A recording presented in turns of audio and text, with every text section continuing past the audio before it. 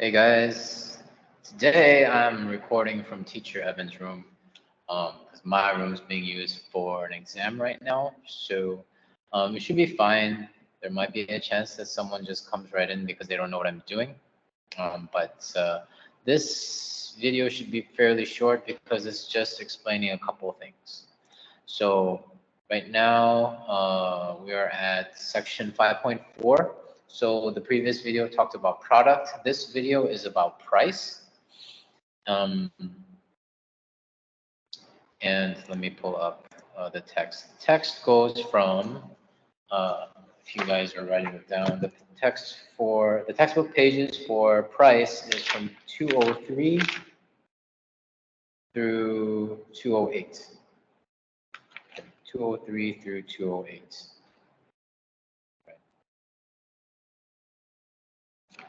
Okay, so follow along in the syllabus. My slides are not, that detailed because these bullet points are covered very briefly in the text. So the point here for price, you just have to understand there are two sections for price as part of the marketing mix. A is a list of the different types of pricings that businesses will use when it comes to selling their products. And B is to identify the factors that determine pricing policies. So A is the different ways that products are priced. B is the different things that influence how pricing is done. All right, so when it comes to memorizing stuff, definitely you want to memorize a majority of these bullet points because as you'll follow along with me, they don't go into so much detail on each of these bullet points. Okay, so pricing is important. Just know from the get-go, I have it highlighted here. Price is not the same thing as cost. All right. We'll get a little bit more on what that means, but cost is basically how much that product, what the value of that product is to actually have produced it. That's what cost is. Price is the cost plus how much that business is wanting to make profit. So what we usually see is price when it comes to customers wanting to purchase something from travel and tourism businesses, right? Because businesses need to make money and profit comes from however much they're charging beyond the actual cost of that product that they are selling, right? So we'll go into, let's see, these bullet points. They're not that difficult to understand, but it's good to have memorized them and be able to explain them in general. Market penetration is the first of the different types of pricing that businesses will use. This is often called trial pricing.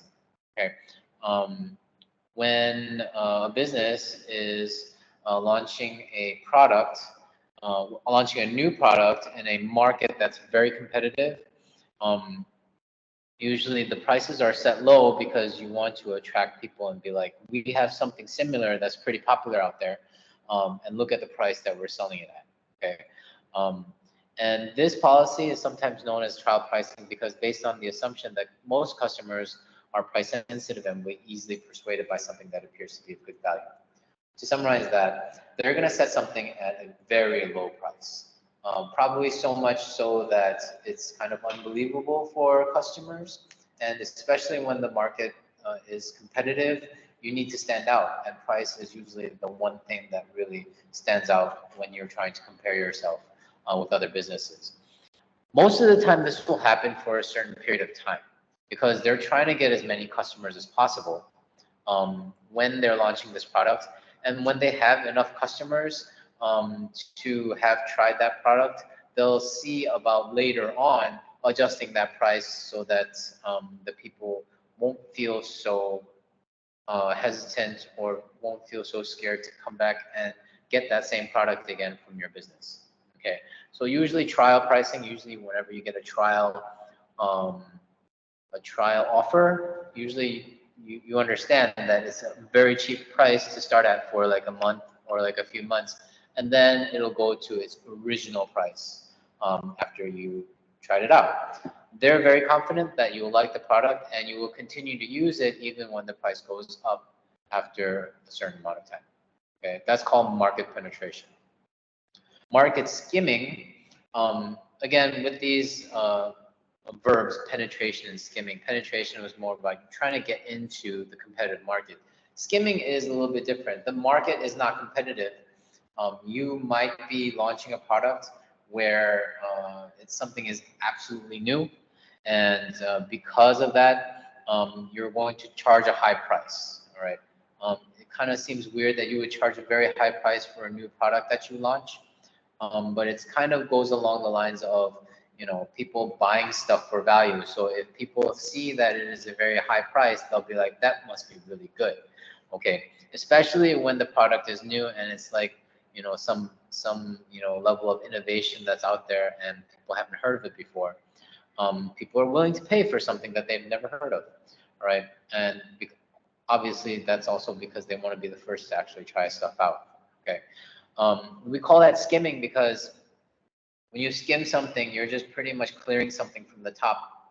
And that phrase that cream always rises to the top is like, you know, the best part is, you know, at the top. So, you know, you're going to get the best things. That's just the name. So market skimming is businesses charging very high price on a product that's innovative and new in the market. I guess once that becomes popular, other businesses will just come in and try to do something similar at a lower price. And that's just how business goes. All right. The next one is called discount pricing. This is the one that everybody knows about. Discount is just pretty much a price that is set lower than the original price. Okay. For various reasons. The example they have here is maybe a half-price theater ticket bought on the day of the performance, or a heavily discounted standby ticket sold at just a few hours before the flight departure time. These are tickets that need to be sold. We're talking about perishable products here. So if you have empty seats or tickets that still need to be sold, you know, on the day of, you know, the service or the product, you will want to sell those as quickly as possible before it just doesn't even, you know, before it expires. You want to fill it up as much as possible, so you put a discount on it. Right? Discounts are done for various reasons. So if you see a discount, you probably want to think to yourself first, why is this discount happening? Rather than just being like, this is a great price, I'm just going to go for it. Okay. The reasons might change your mind, or it might just be a good opportunity for a lot of people. Right? That's discount pricing. Next is variable pricing. This one is based on something called, also known as price discrimination. Okay. High prices are charged during the peak season and when the demand is high, and prices are reduced during the low season. This variable pricing is just meaning that for that same product, the price can change according to the circumstance. And in this example, the circumstance would be seasonality. When the demand is high, we'll set the price high. When the demand is low, we'll set the price low. Okay, for obvious reasons.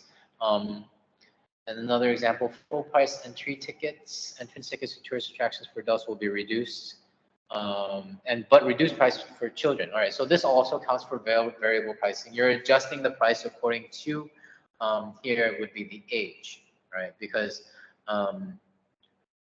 children are not going to be, you know, using up the same resources, or maybe exhausting, you know, something within the attraction or within the experience as much as an adult would.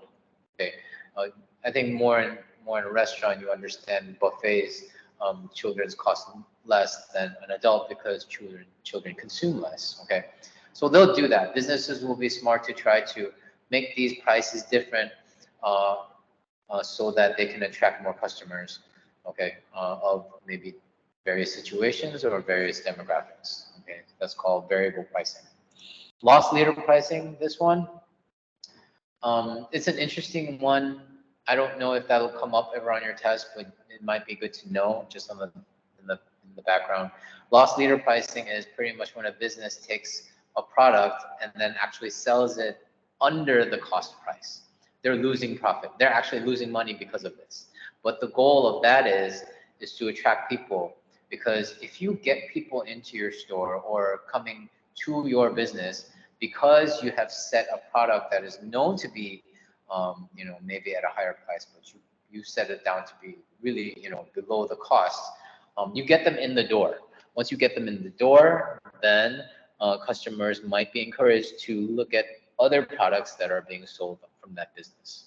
Okay, that's why it's underlined here. It's not often used in the travel and tourism industry, but you get the idea of why loss leader pricing can be something that a business can use to get people in, at least, and check out what other things that they have that they can sell for a profit.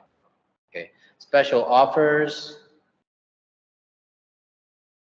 Promotional pricing and special offers. This is actually the header for the following ones. So there are different kinds of special offers. The first one being the going rate competitive pricing. All right. Sometimes businesses, they might not know what to do with the pricing, so they're just going to set it at what their competition is pricing it at. And then maybe they'll just focus more on marketing it better than their competition.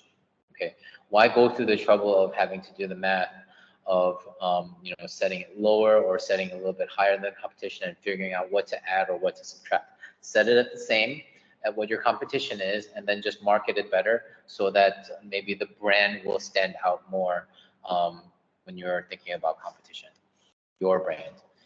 Okay. The next is prestige pricing. This is also called premium pricing. Sometimes businesses are confident in their product, and maybe they don't really care about having a broad market share of various markets. They want to just focus on the people that are willing to pay for something that is high priced. One thing that comes to mind is Apple. Okay, it is good quality. It has high value. But does it really cost? Does the cost of Apple actually match up with the price of Apple products? Okay, we call that prestige pricing. You just feel good for having bought it, right? Next is price bundling. This is what tour operators do. They take similar products and they just put it together in a bundle. So it feels like you're getting a lot for this one price. Kind of like when you buy stuff at the store, it's like you buy this and you'll get something else for free, right? That's kind of like bundling. So travel and tourism, a lot of products will come together with something else, so that will kind of justify the higher price compared to their competition. Okay, so that's price bundling. Was there something else? No, prestige price. No, that's it. So that's all a very quick summary of all the different types of pricings. We're going to go into B, trying to identify and explain the different factors that determine the pricing policies. So these are the different things that kind of help businesses figure out what is the pricing policy that we need to put into place. All right, fixed and variable costs. This is the more obvious one. That's why it's in the very beginning. Sometimes all the time businesses know what the baseline cost of their products are. The cost is what I had mentioned earlier. It's the value or the actually, I'm so tempted to use price when I'm trying to explain cost. I'm just going to read it from the book. The lowest price cost is the lowest price. See, even they do it. That providers should charge is at cost. The lowest price that providers should charge is at cost. The cost is the same as it actually costs to produce something. Okay, so businesses know what the baseline is, all right? Because the baseline is the minimum amount that they need to charge for something. But remember, businesses, unless they're the actual manufacturers of the product that they're producing, they need to set it higher, because if they just sell it at cost, they're not making any profit. So what is fixed is what the companies think is the baseline, okay? Because you have to also think about how much did it cost them to bring in the product? How much does it cost them to, advertise? How much does all of these things cost? They need to break even at least. And the only businesses that need to break even are public businesses, right? Because they're not making any profits. So public businesses would offer things better than some private businesses. But private businesses do a lot more work to make these products look better and maybe actually have more value, right? So fixed and variable is just talking about, what is the baseline, and then based on that, what do businesses try to do to make whatever profit that they want, and that is variable, okay? And the reasons for that will be depending on the business. They're not going to let the customers know, but in the advertisement, you might, or in the marketing, you might be able to see what it is that they kind of adjusted from the baseline price to, get that final price out there. Okay. Hopefully that wasn't confusing. If it is, then just read through it so that you can clarify what I just said. Profitability. This means that profit-seeking organizations operating within the private sector will make a much different approach in determining price compared to those financed through public sources. Okay, so the public sector and the private sector, they operate differently because private, they're thinking about profit. Public, they're not thinking about profit. They're thinking about breaking even, or maybe, yeah, breaking even or making just a little bit more than that, because even if they do make a little more, they're not really concerned about making that much more. They just want to make sure that whatever products that they are producing or that they are selling, the public ones, they're wanting to make sure they can continue doing that for the future. Okay, probably going to use whatever profit they make to improve on their services, but they're not really thinking about making a lot of money. So private businesses a little bit different than that. So that's that. What is the profitability for these organizations that will determine or influence how pricing is done? The next influence will be subsidies, taxation, and surcharges. Where are we at here? Okay, so the syllabus is a little bit different. Let me get back to that. If you don't know what subsidies are usually the word that is used where the government gives a break to the businesses or encourages businesses to invest and actually operate in certain sectors because the government realizes that if these kinds of businesses actually do well, maybe in this part of the destination or this part of the country, then there's going to be an influx of customers. So we're going to give them a break. Well, actually, we might even subsidize their business by giving them, money to start a business, and that will determine how that business prices things, because they didn't really have to invest so much capital money in starting their business because the government subsidized them, right, or gave them some sort of subsidies. Right, and that's really nice, but it will be a very big challenge because that means that you're kind of like new in the market in that area, but that also means you don't have much competition in that area. So think about the positives and negatives of what subsidies provide in travel and tourism businesses. Okay, taxation is the opposite of subsidies because government is actually saying you need to pay more on a bullet point list of things that your business usually pays for or gets, right? Then that tax is something that's charged to the business, and guess what? Once the business is charged that tax by the government, the business will charge an extra tax to the customers, and they'll list it out. It's kind of shady for businesses to not list out what kind of taxes they're charging the customers for, but businesses they sometimes have their hands tied when the government taxes them on stuff. Okay, so you can read that to get more example, especially this example box, how airline surcharges have become an issue. If you've ever wondered why the final price in the airline ticket that you buy is a lot higher than what you had been promised before you first started clicking it, is because you have a lot of taxes that go on there. You have like a fuel tax, or you have like an airport landing tax, transfer tax, all these taxes. And that's not because the airline is trying to take money from you. It's just that they were taxed that by the government because that's what they're being charged. So they kind of have to make up for it by charging the customers a little bit more, or maybe a lot more, it depends. Okay, so you can read that example just to get a better idea of taxation. There was a third thing here. Surcharges, that's what surcharges are. Okay, sorry. Surcharges are are the things that the business charges the customers because they're being taxed. Sorry. Just read up on it to clarify better. Competitors, yeah, obviously businesses will determine what their pricing is based on what their competition is doing. Okay, that's all. That's that's saying. The supply and the demand, right? Price wars are common within the travel and tourism industry, which is a good thing. But if you're a bit for customers, it's a good thing for customers, but it's a challenging thing for businesses. Customers' expectations and likely number of customers. That is also probably doing some market research when you launch a product. You know, you'll see what will be the demand for your product, and how will your customers perceive your product, and based on the customer's perception, you can estimate how well or how much improvement your product will need.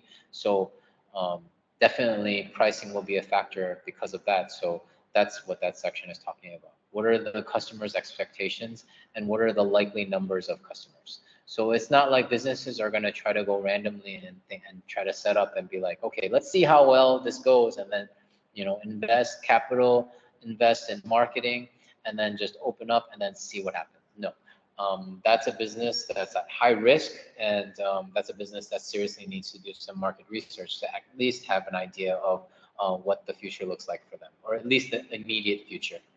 Seasonality, you guys know what this term means by now. High season prices are higher, low season prices are lower. So don't forget, this seasonality is something that businesses take into account when they're pricing stuff. I believe there was seasonality here at the top when it talked about pricing. Variable pricing and seasonality go together. That's why it kind of triggered me. All right. So the last one after seasonality, I think there's only one more, and that will be the conclusion of our video. Economic factors. So don't forget, businesses have to understand what is going on in the immediate local economy, the national economy, and the global economy, because price will have, price will be determined based on what's going around in the world, especially if the currency, if the exchange rate is just really off at that time. They're going to have to figure out how to, they have to figure out who's going to benefit from that. People, the international visitors will just come and be like, wow, I can get a lot of local currency because their economy is not doing so great. But the domestic market will definitely think in the opposite direction. So we're not going to go on a trip if the economy is going, is not doing so well. So economic factors definitely need to be considered when businesses are doing their thing, selling their stuff. Okay. So that's it. That's all about pricing. Just remember, there are the different pricing policies and the different factors that determine pricing policies. Try to remember as many of these as you can, because I'm pretty sure you're going to be asked a question about pricing and you'll have to give some examples in context of whatever the insert was talking about. Okay. Next video will be 5.5, place, the third P. So is it the third P? We did product, price, yes, and then place. Then after that, we only have one more P to go, which is good. All right, so place will be the next one. I'll see you guys in the next video. If I can click out so that I can end it properly. There we go. Okay, there's my face, maybe a little bit bigger. Bye.